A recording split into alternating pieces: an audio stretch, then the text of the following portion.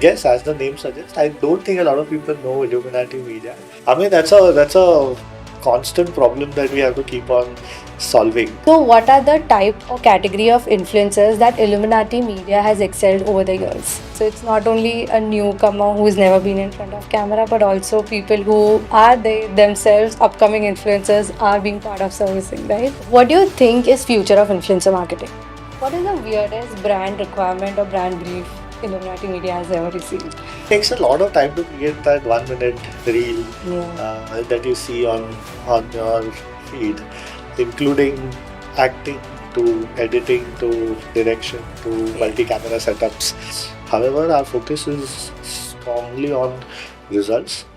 Hello everyone, welcome back to another episode of Off the Feed. As today we have someone very special, someone who's in this industry from basically very start when influencer marketing wasn't even an industry, it was just a buzzword or called a blogger activity. I'm talking about Monish Shah, the founder of Illuminati Media, who's been basically in this industry from 2018. In this conversation with Monish Shah, we are going to talk about a lot about how is it running influencer marketing agency, how does a team look like, what kind of divisions does he have, and the future of influencer marketing, or maybe let's call it creators economy. In this conversation, we got so many interesting topics like how is it running an agency, what are hilarious behind the scene, and how is this industry evolving. So let's jump in and chat with Monish Shah. Hi, Monish. Welcome to the podcast. Thanks for having me here. So let's get started with a few questions and this podcast. So first thing first, why Illuminati Media? What does it mean actually? Okay. That's a complicated question. When we first started off in this space, influencers as a word didn't exist. It was still more bloggers led conversations. And we used to get the same brief from multiple agencies, including the client. And so we embodied Illuminati as if we are running the show behind the doors for the brand. And so that's why we chose the name Illuminati Media. Nice. How old exactly is Illuminati Media? I think about 6 years. Started off late 2018. And yeah, here we are. Tell us something about this agency that a lot of people don't know. I guess as the name suggests, I don't think a lot of people know Illuminati Media as well as I would like them to know. But yeah, I think what stands us apart is the culture that we have built with our people. We do see ourselves as a family and not corporate. So yeah, I think that's something that people should know about us. How about work culture at Illuminati Media? How is it? A lot of the culture is driven by results. And so most of the rules are based on performance, which results into meeting our objectives more than anything else. We are not too focused on smaller aspects like work from home, for example, or if somebody needs some special treatment during their difficult times or their happy times like marriages, right? So we are quite flexible with all of those things. However, our focus is strongly on results. So yeah, that's pretty much where we are. Nice. Tell us something about your team. Like, are they all young people or it's a mixed crowd? What kind of I department think is it from? they're a bit too young for me. Or maybe I'm too old for the industry. But yeah, I think average age at Illuminati would be 22 or 23.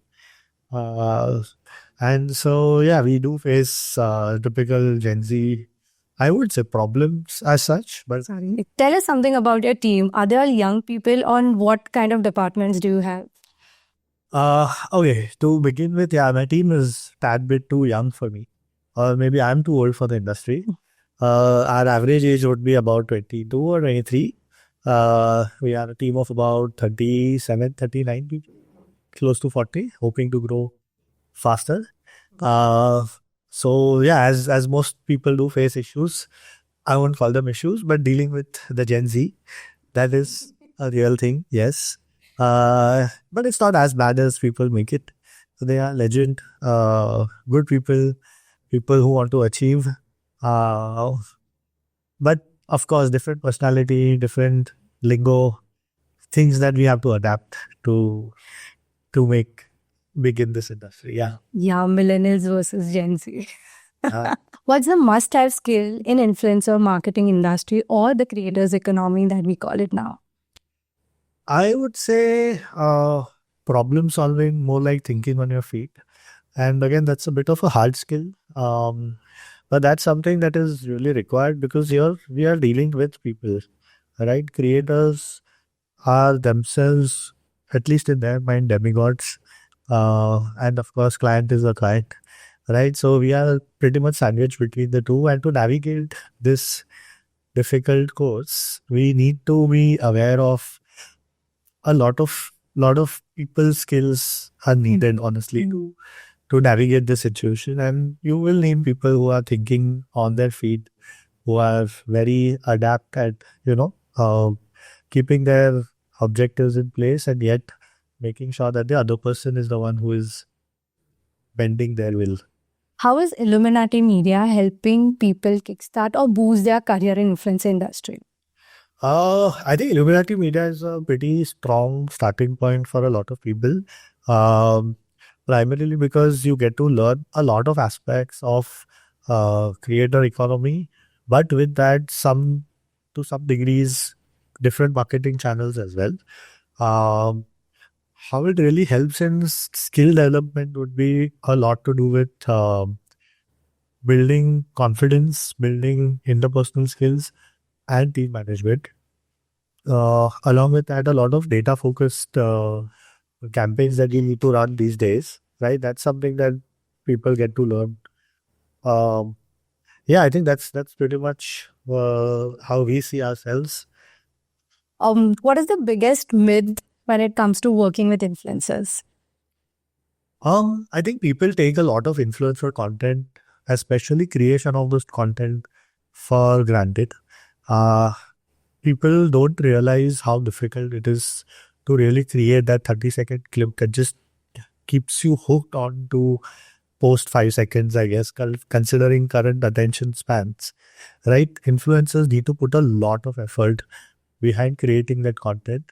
Uh, and this is a myth largely in the eyes of clients where they have this approach of if I'm paying the money, they should do it. But we really need to understand that influencers are influencers because they are amazing at creating the content. And a lot of these creative content creation led conversations must be left to them. And we should not be the one doing backseat direction.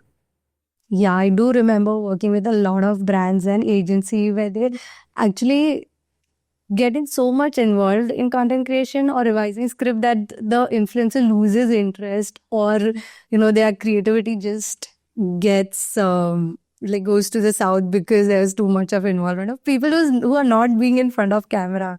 It's actually a biggest myth that even brands think कि अरे ये तो 30 minutes का ही काम है ये तो I mean, it takes a lot of time to create that 1 minute reel that you see on your feed, including acting to editing to direction to multi-camera setups.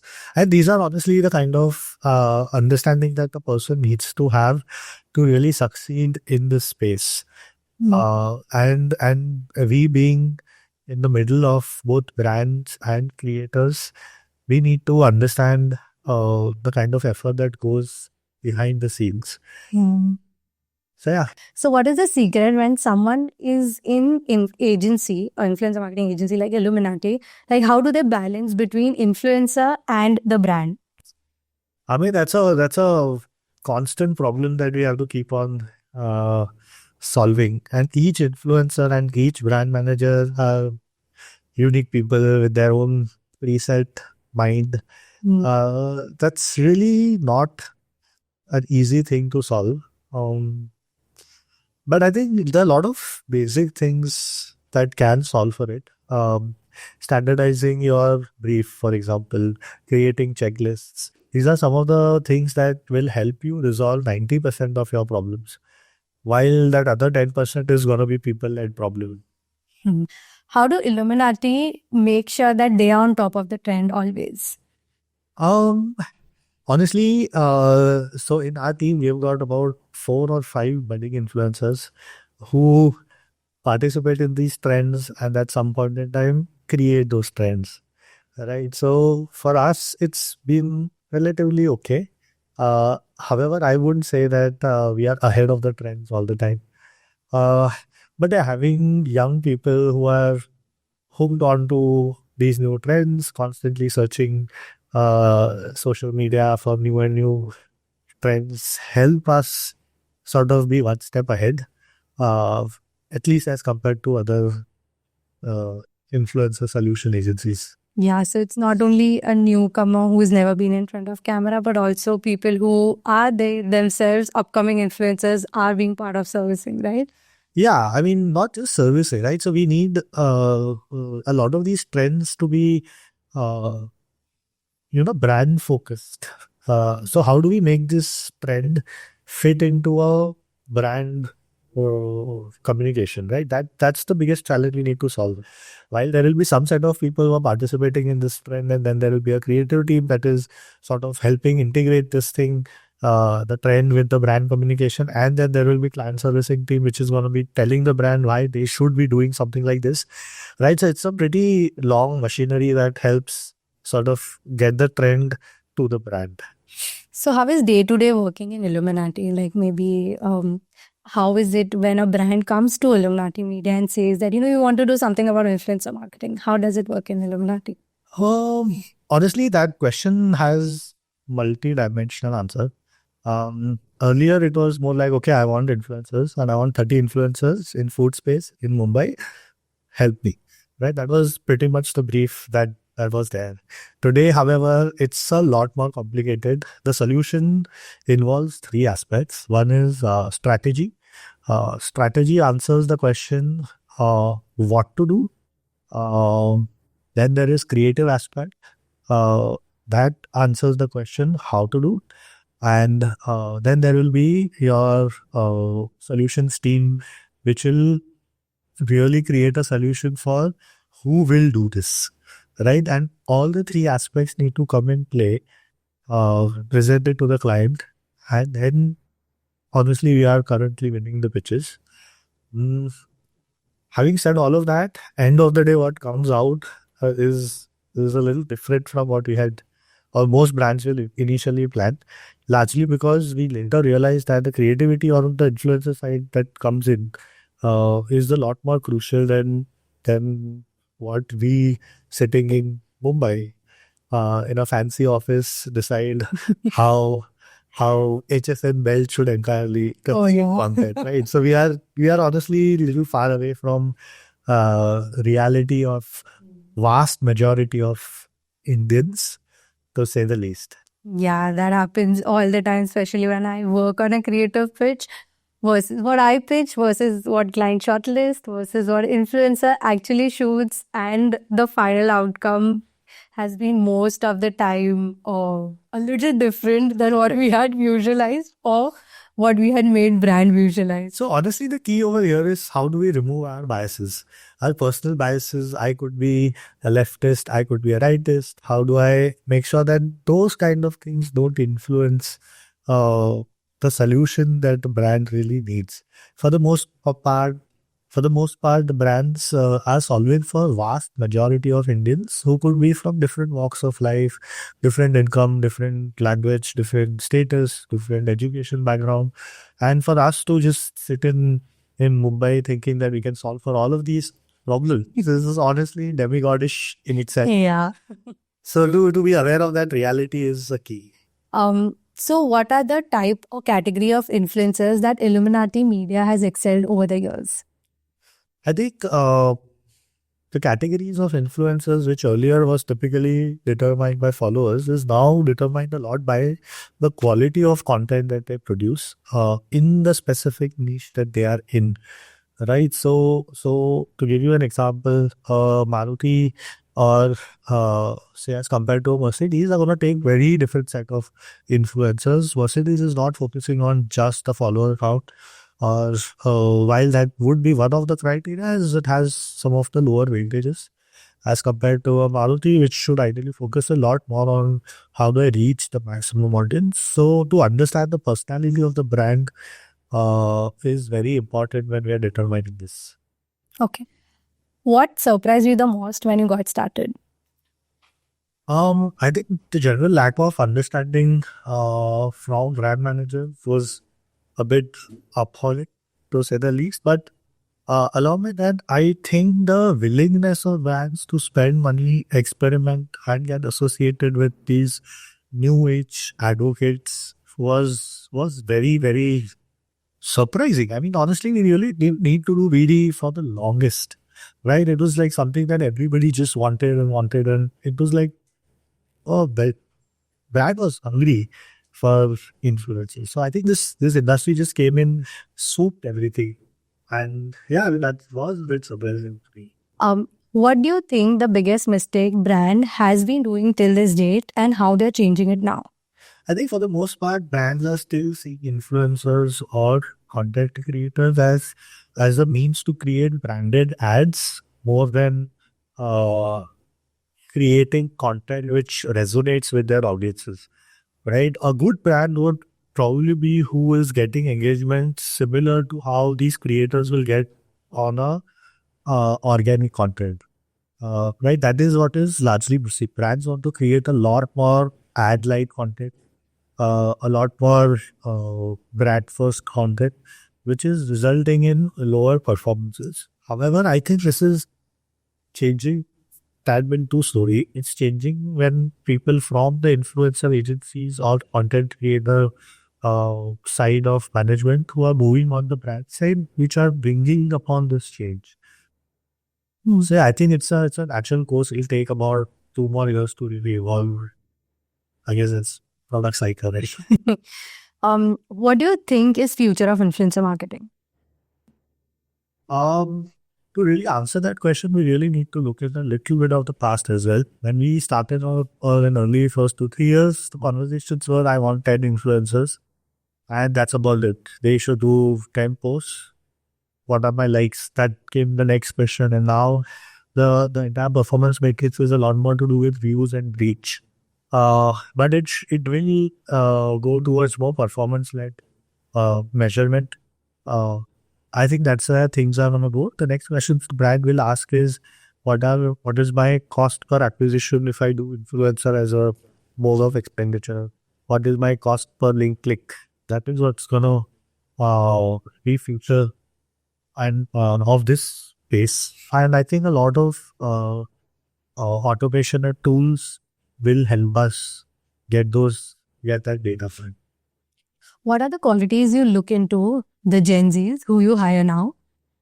So I'll break this into two parts. One is purely freshers and one is people from the industry.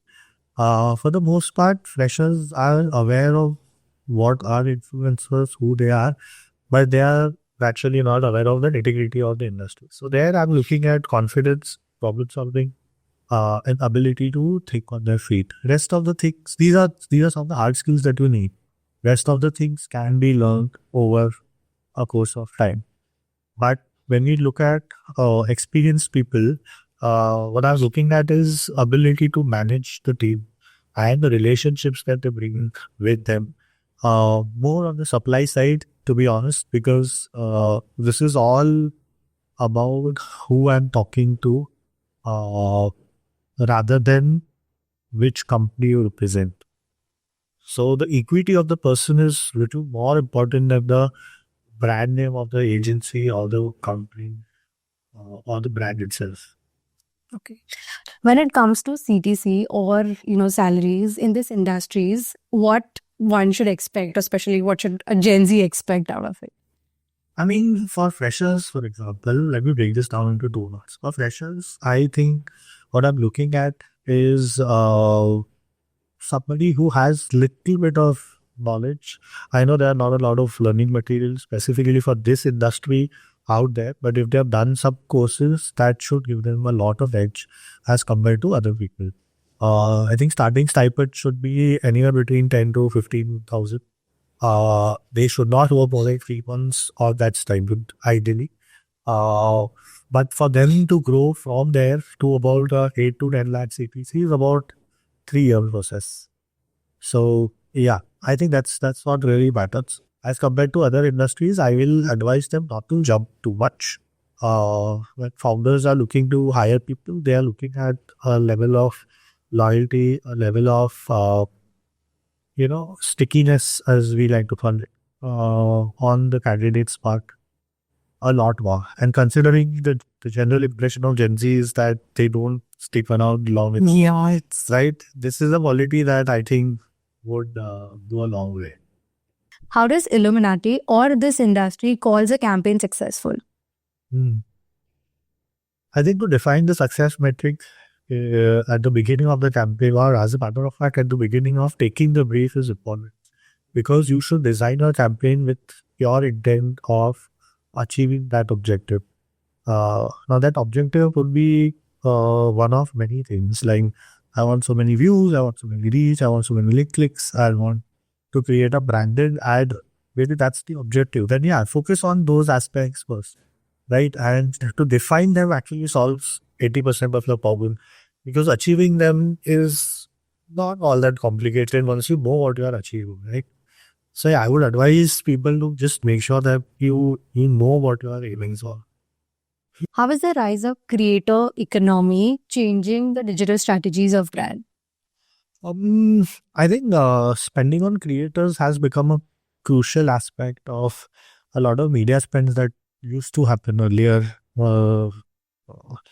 I think a lot of these budgets, either from the media or from social media or from PR, are being rooted into influencer marketing. And I think brands should understand how do we sort of categorize influencer marketing for their specific brands. For example, a lot of brands will see PR as the right way of approaching influencers, while a lot of brands will see creating content via influencers for media spends as a more effective way of getting the best out of their buck. Right. So, basis how they see uh, uh, most out of creator spend is where they should categorize. That will help. How are brands focusing on influencer strategy these days? Again, it's a very broad question. We need to really ask for which category of brands, right? So, FMCG brands, for example, need to see influencers as more brand advocates, creating community, and so on and so forth. A lot of auto brands need to see influencers as a more of a journalism piece, more of, I would say, subscribing to their existing personalities. For example, this particular brand of auto is safety first, or that one is more spacious, right? So it depends on which category you're talking about. But yeah, largely influencers are means to an end and not an end in itself. So we need to keep that in mind. How does working in influencer space is different from working in digital marketing space? I mean, influencer space is a subset of larger digital space, right? And digital space is also broken down between media and social media. So to really say that it's very different, I would say it's not correct. Uh, but I will say a few unique skill sets that are needed are to deal with people more than anything else. In media, you will have a lot of work on the dashboards, designing campaigns which are much more data led, right? Social media is a lot more creative first, where you'll spend a lot more time on understanding the brand, creating of narrative, color scheme, etc., etc. But with influencers, the biggest skill that is required is people management. How does networking keep you ahead in this industry?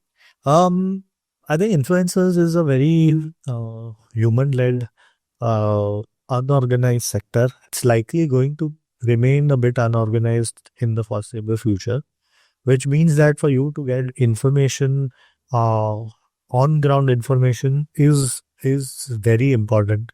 And that you will only get once you meet more influencers, more creators, understand their problems. A same creator for the same brief quotes different to different agencies. So that is something that you really need to keep in mind. What's the Illuminati go-to approach in maintaining relations with influencers? I mean, this is not an Illuminati conversation or an agency conversation. This is more people to people conversation, right? As a founder of an agency, how much time can I spend with influencers, creators? Probably 1 hour a week, right? But my objective is to make sure that we build a culture where people, our teammates, colleagues go meet with influencers on as many shoots as they can, create interpersonal relationships, even create content for themselves, and build those personal connection, right? That really helps and takes you a long way. As an influencer agency, your connections with the brand does not add as much value as your connections with creators. What are the major categories that Illuminati Media works when it comes to brands or the agencies? Do we have any specific category, maybe fashion, lifestyle, that Illuminati works the most with? I mean, it changes year on year. In the influencer space, we work with pretty much all the categories. I would not call it a specialization in any one category, but some of the big categories we have worked with are going to be your beauty, lifestyle, auto, FMCG products. One category I have not yet worked, which I would really like to work, is more tech category. That's a category we have, for some reason, not had enough opportunity to work in. How is Illuminati Media evolving in meeting the brand's requirement or demands in creators' economy? Oh, honestly, coming up with new and new strategies, new and new creative thoughts, help us to stay a little ahead of the competition. It's not like we are trying to reinvent the wheel. This whole thing has happened in the past in the social media space for last 15 years now, maybe 20. Right. So yeah, that's the way to go. On the brand side, actually, there is a lot more evolution that's happening. It is they are trying to integrate influencers into all of their marketing spend strategy, right? So to measure it with their e-com needs, with your uh, offline to online sales, to integrate all of that for different campaigns is actually more and more diversity is seen on that front. How does your team's background look like? Are they all only from marketing background? As a matter of fact, a lot of education really doesn't matter. I mean, yes, most of them are going to be your BMMs, your BMSs. Yeah, some level of marketing understanding is present. But a lot of these skill sets need to be sort of taught on the job, considering this space is honestly just 5, 6 years old. Besides, the new age way of doing things is probably just a year or two old. So we can't really expect a lot of experienced people in this. But yeah, from the education side, we will need some sort of marketing background. If you had to give one piece of advice for the beginners in this industry, what would it be? I would say people should have some sort of knowledge about overall marketing, digital marketing, as well as offline. Just a little bit how influencers, creators talk to each of these or solve for each of these problems, right? Today, influencer spends are going via media agencies, social media agencies, and PR agencies, and all of them are getting some value out of it. Of course, different magnitudes, but yeah. So I think we need a sort of um, converging knowledge platform that will help us create future influencer specialist, if I'm able to. Perfect. Okay. What's the fastest way someone who's just stepping into this industry can expect success or execute a successful campaign? I think some of the basic skill sets which we have already covered, like attention to detail, good communication, so on and so forth, are really required. But along with that, I think understanding of the market, uh, negotiation skills, content creation skills, even just basic, what can be done in editing and what needs to be reshot, are some of the small things that will help somebody execute a good successful campaign. I think a lot of these things are covered in TAIM courses. So yeah, I mean, kudos to you guys. What's the best piece of advice that you have received in this industry? Oh, I mean, one of my mentors quoted, "You should aim for the stars, but keep your feet on the ground." And That's this deep.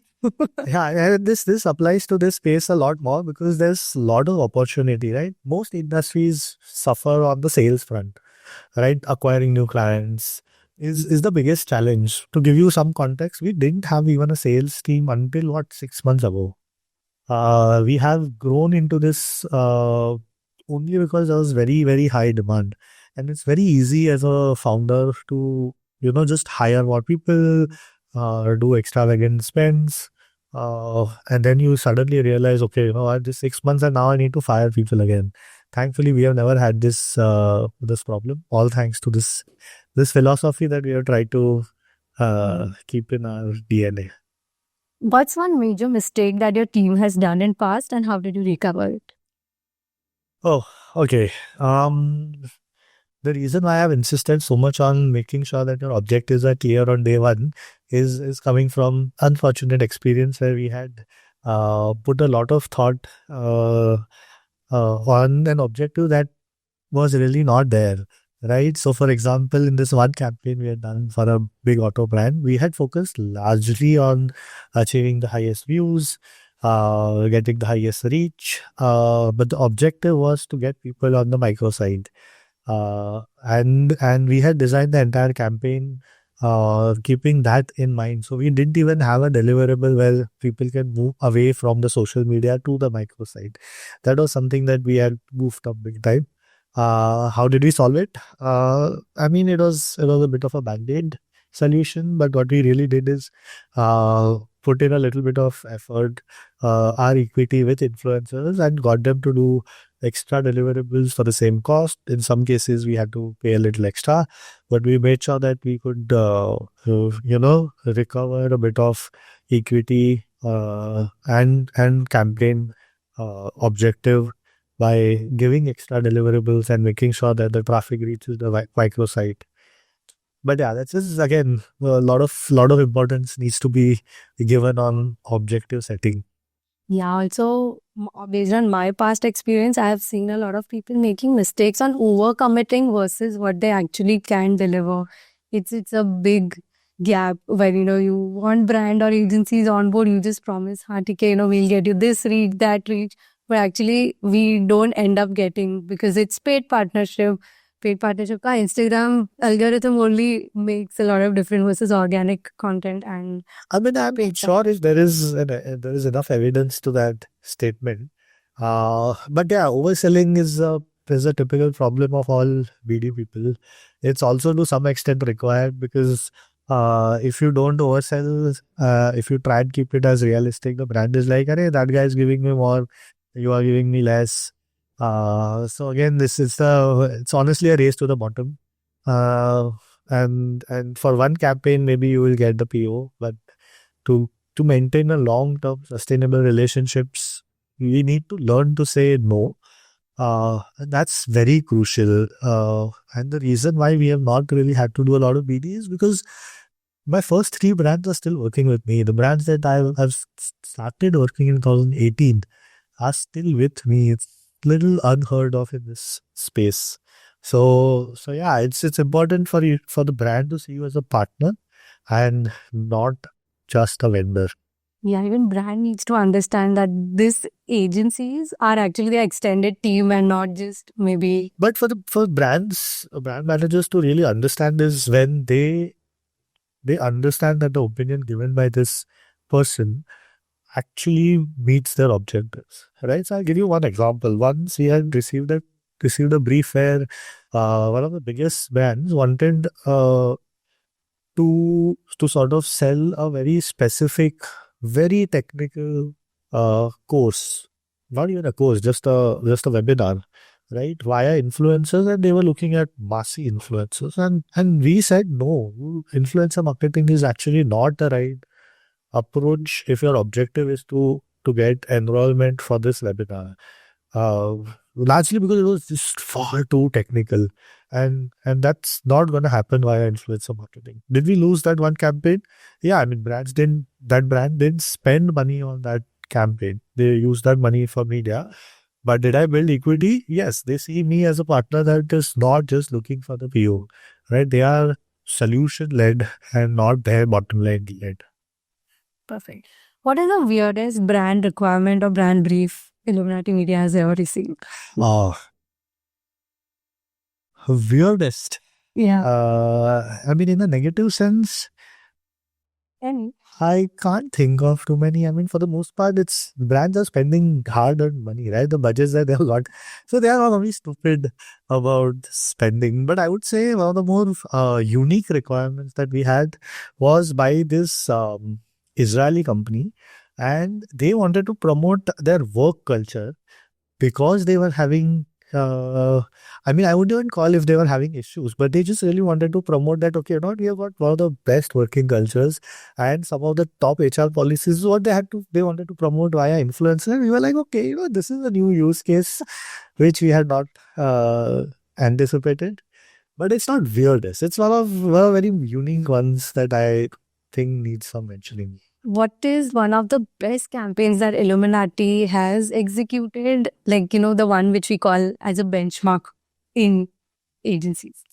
Yeah, well, I think there are a lot of campaigns I'm really proud about, but the one that really stands out is when Disney Plus acquired Hotstar, and the entire branding happened. The change from Hotstar to Disney Plus Hotstar across the country at the time of prime COVID lockdowns. Yeah, this is sometime in May 2020, if my memory serves right. And so that was one of the most challenging, but as well for the most rewarding campaigns that we have done. Right, we had worked with people from down south, people in northeast, people in, of course, your typical markets of west and north. Yeah, but yeah, these are some of the campaigns that you know, I think you will take it to your grave.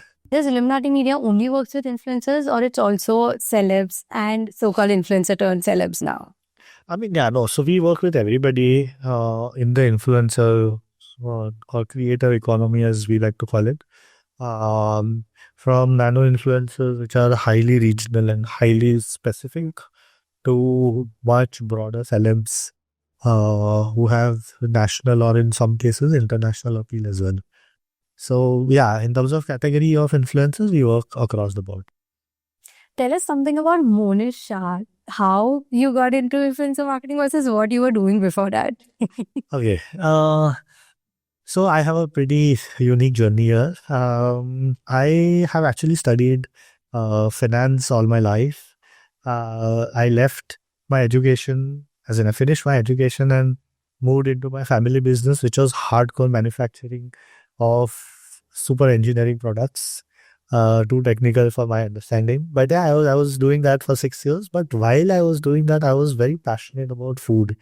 Uh, and here I like to actually categorize influencers as well, right? There's some lot of influencers which are passionate about what they do, and what they show on social media is actually a version of what they live. These are what I like to call first generation influencers, and a lot of modern day influencers are being influencers because it's a good financial opportunity of sorts, right? I would not say one is right or versus one is wrong, but I got into this space when I myself was a blogger back in the day. The food blogger. Oh yeah, I was a food blogger back in the day. I stopped actually in 2018 when this thing picked up. But that's how I got into this space. So a lot of my solutions, a lot of my thoughts come from being an influencer myself back in the day, of course, where even videos were actually not this common. It was a lot more static led content. Yeah, the carousel post. Yeah. Uploading photos on Zomato. I had, Zomato reviews, and, you know, all of those things were a big thing. They're still a good enough thing, but a lot more content is now consumed on video, and that too very short format video. And that's led people to have minimalistic attention span. But yeah, so that's how I got into this space. One of our first few campaigns were when we had worked with food bloggers. I had a pretty large community of friends who were doing this along with me. We used to go for food tasting together. That's how So fun doing that. it was. But then, of course, you end up getting Okay. fat, right? So Then life happens. you want to restrict yourself a bit. Yeah. I remember you calling and telling me, अरे यार बहुत खाना खानी है, आज gym जाना पड़ेगा ना. Yeah, well, the gym doesn't solve the problem.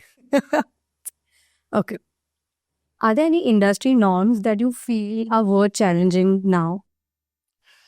I mean, I wouldn't use the word challenging. It's a bit too strong. I would say a little bit of evolution is required in the ways of working sitting today.